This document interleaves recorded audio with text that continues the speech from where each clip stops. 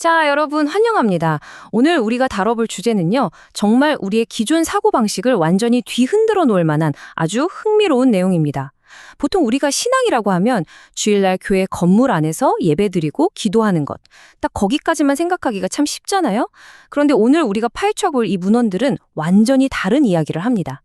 신앙을 단순히 교회라는 울타리 안에 갇힌 종교적 행위로 보는 게 아니라 우리가 살아가는 이 온 세상, 이 거대한 무대 전체를 아주 거룩한 사역의 현장으로 바라보게 만드는 극적인 시각의 전환을 제시하거든요. 바로 담장을 넘어선 하나님의 주권에 대한 이야기입니다. 본격적으로 한번 들어가 보죠. 과거의 어떤 신앙적 관점들을 보면 세상을 그저 타락하고 악한 곳, 그래서 되도록 빨리 도피해야 할 곳으로만 여기는 경향이 있었어요. 하지만 개혁주의와 청교도들의 시각은 여기서 완전히 갈라집니다. 그들은 세상을 결코 피해야 할 곳으로 보지 않았어요. 오히려 우리가 두 발을 아주 굳건히 딛고 서서 하나님의 영광을 가장 적극적으로 드러내야 할 역동적인 사역의 현장으로 본 겁니다. 정말 흥미롭고 강력한 관점의 전환 아닌가요? 이 거대하고 놀라운 세계관을 제대로 이해하기 위해서 문헌에 제시된 4가지 핵심 기둥을 순서대로 세워볼 텐데요.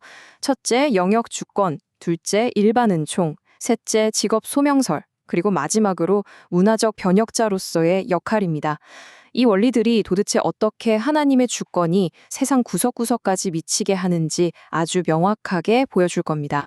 그럼 바로 첫 번째 기둥, 영역 주권부터 시작해 보겠습니다.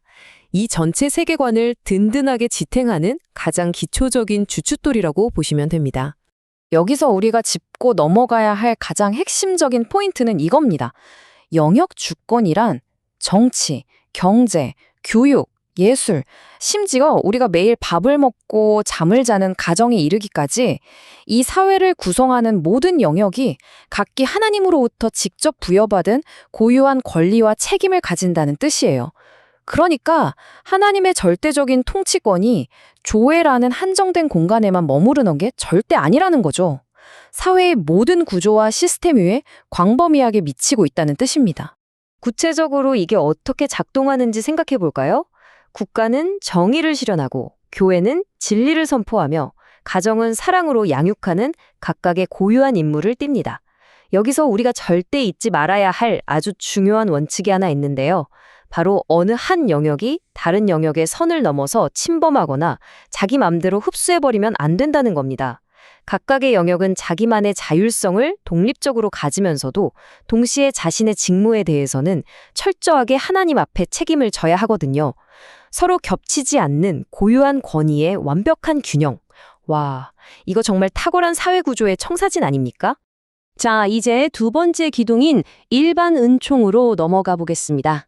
이 개념은 우리가 살고 있는 이 복잡다단한 사회가 도대체 어떻게 붕괴되지 않고 유지되는지를 아주 깊이 있게 설명해 줍니다. 보편적인 은혜, 즉 이 일반 은총은 교회에 다니는 사람들한테만 주어지는 게 아니에요. 모든 인류에게 차별 없이 주어지는 겁니다. 생각해 보세요. 신앙이 아예 없는 사람들도 올바른 도덕적 양심을 가지고 행동하고 과학과 학문을 놀랍게 발전시키고 또 진짜 기가 막히게 아름다운 예술을 창조해내잖아요. 그게 전적으로 이 일반 은총 덕분이라는 거죠. 이게 우리에게 주는 의미가 뭘까요? 아주 명확합니다. 세상의 학문이나 기술, 문화를 단순히 저건 세속적이야 하면서 무조건 밀어내고 배척할 게 아니라는 거예요. 오히려 우리는 그 속에 담긴 선한 흔적들, 하나님의 아름다운 자취들을 적극적으로 찾아내야 합니다. 그리고 한 걸음 더 나아가서 그걸 잘 보존하고 더 나은 방향으로 개선하는 일에 아주 기꺼이 동참해야 하는 거죠. 이어서 세 번째 기둥, 직업 소명설입니다. 어쩌면 오늘 해설에서 여러분의 삶과 가장 밀접하게 맞닿아 있는 하이라이트일 수도 있겠네요. 매일 아침 피곤한 몸을 이끌고 출근하는 길, 솔직히 지치고 힘들 때 많으시죠? 이 직업소명서는요, 여러분이 매일매일의 노동을 바라보는 시선을 완전히 뒤바꿔 놓을 청교도 사회관의 심장입니다. 자, 성경책을 들고 있는 목사님과 낡은 구두를 고치는 수성공을 한번 비교해 볼까요? 겉보기엔 하는 일이 완전히 다르죠. 하지만 놀랍게도 이 두 사람은 자신의 일터에서 아주 동등하게 거룩한 예배를 드리고 있는 겁니다.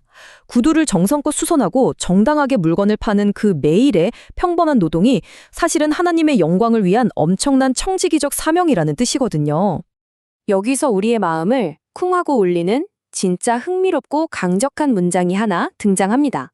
최고의 신앙은 자신의 직업 현장에서 가장 정직하고 탁월하게 일하는 것이다. 와, 정말 뼈를 때리는 조언 아닌가요? 정직한 노동과 공정한 거래는 그저 돈을 벌고 생계를 유지하는 수단이 아닙니다. 그 자체로 사회적 예배의 가장 완벽한 형태라는 거죠. 진정한 신앙의 가치는 여러분이 매일 흘리는 그 땀방울 속에 녹아 있다는 걸 명확하게 보여줍니다. 드디어 마지막 네 번째 기둥, 세상의 부패를 막는 변혁자입니다. 지금까지의 이야기를 쭉 따라오셨다면 이제 아실 겁니다. 우리는 더러운 세상을 피해서 산속으로 숨어버리는 격리자도 아니고 그렇다고 세상이 흘러가는 대로 무비판적으로 동화되어 버리는 순응자도 아닙니다. 우리는 세상 한복판에 서서 긍정적인 에너지를 가지고 세상을 능동적으로 변화시켜 나가는 변혁자로서의 정체성을 가져야 한다는 거죠. 그럼 도대체 이 변혁자는 매일의 삶에서 구체적으로 뭘 해야 할까요? 첫째, 소금입니다. 썩어가는 사회 구조 속에 스며들어서 그 부패를 막아내는 방부제 역할을 해야 합니다. 둘째, 빛이에요. 길을 잃은 어두운 곳에 올바른 길이 어디인지 명확하게 비춰줘야 하죠. 그리고 마지막 셋째, 공의입니다. 가난하고 억눌린 자들을 위해서 사회적 정의를 세우고 법과 제도가 올바르게 작동하도록 끊임없이 목소리를 내야 합니다. 사실 이건 새로운 게 아니에요. 구약시대의 선지자들로부터 오늘날 우리에게까지 그대로 이어져 내려오는 아주 다이나믹한 사회 참여의 본질 그 자체입니다. 자, 이제 이 모든 것을 하나로 웅장하게 묶어볼 시간이 왔네요. 결론, 카이퍼의 위대한 선언입니다. 우리가 지금까지 차곡차곡 쌓아올린 이 4개의 기둥이 이제 하나의 거대한 그림으로 완성됩니다. 네덜란드의 위대한 사상가 아브람 카이퍼는 이렇게 선언했습니다. 이 세상에 그리스도의 주권이 미치지 않는 곳은 단 한 치도 없다. 정말 심장이 뛰지 않습니까? 이 확신에 따르면요, 여러분의 가정은 세상에서 가장 따뜻하고 작은 교회이고요. 여러분이 매일 출근해서 치열하게 일하는 그 사회와 일터는 세상에서 가장 거대한 예배당입니다. 우리는 정직한 시민이자 각자의 분야에서 탁월한 직업인으로서 이 선한 영향력을 세상 모든 영역으로 끝없이 확장해 나가는 정말 위대한 소명자들인 겁니다. 자, 오늘 해설을 마무리하면서 여러분 스스로에게 아주 도발적인 질문을 하나 던져드리고 싶습니다. 뉴스만 틀면 나오는 정치적 갈등, 갈수록 심해지는 경제적 불평등, 이 복잡하고 치열한 현대 사회의 이슈들 한가운데서 여러분은 과연 어떤 구체적인 변혁적 역할을 수행할 수 있을까요?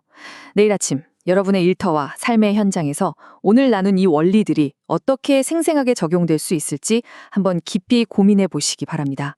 분명 세상을 보는 여러분의 시선이 달라져 있을 겁니다. 오늘 준비한 내용은 여기까지입니다. 함께 해주셔서 감사합니다.